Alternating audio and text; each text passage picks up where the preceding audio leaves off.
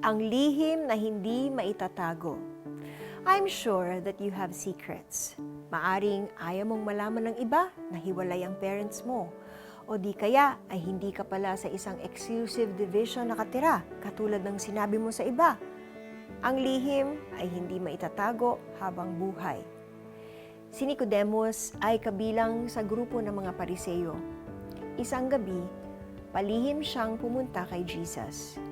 Inamin ni Nicodemus kay Jesus, naniniwala siyang ito ay mula sa Diyos dahil sa mga himalang ginawa nito. Sa kanilang pag-uusap, ibinigay ni Jesus ang plan of salvation. Malibang ipanganak muli ang isang tao, hindi niya makikita ang paghahari ng Diyos, sapagkat gayon na lamang ang pag-ibig ng Diyos sa sangkatauhan. Kaya't ibinigay niya ang kanyang nag-iisang anak upang ang sinumang sumampalataya sa kanya ay hindi mapahamak, kundi magkaroon ng buhay na walang hanggan. Isinugo ng Diyos ang kanyang anak, hindi upang hatulang maparusahan ang mga tao, kung hindi upang iligtas ang mga ito sa pamamagitan niya.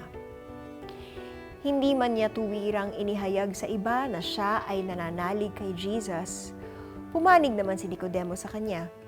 Nang magalit ang mga Pariseyo dahil hindi nadakip ng mga bantay si Jesus, matapos niyang magturo sa templo, sinikap ni Nicodemus na ipagtanggol si Jesus.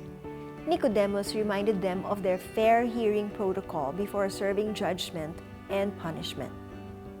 When Jesus died, Nicodemus was with Joseph of Arimathea and brought with him perfume and spices and linen to prepare Jesus' body for burial according to Jewish custom.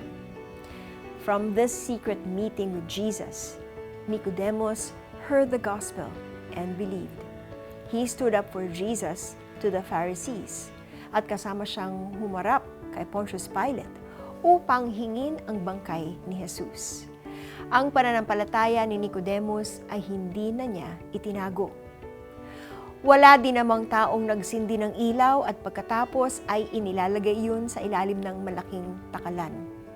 We cannot hide our faith in Jesus forever. Darating ang panahon na dapat nating ipakita sa mundo ang liwanag ni Jesus na taglay natin. Let's pray. Jesus, help me to grow more confident each day and not hide my faith in you. Help me to shout to the world what a great God you are. In Jesus' name I pray. Amen. Anong natutunan mo sa buhay ni Nicodemus?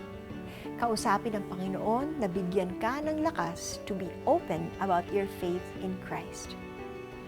Wala din namang taong nagsindi ng ilaw at pagkatapos ay inilalagay iyon sa ilalim ng malaking takalan. Matthew chapter 5, verse 15. Ako po si Miriam Kiambao Roberto, and may God bless you all.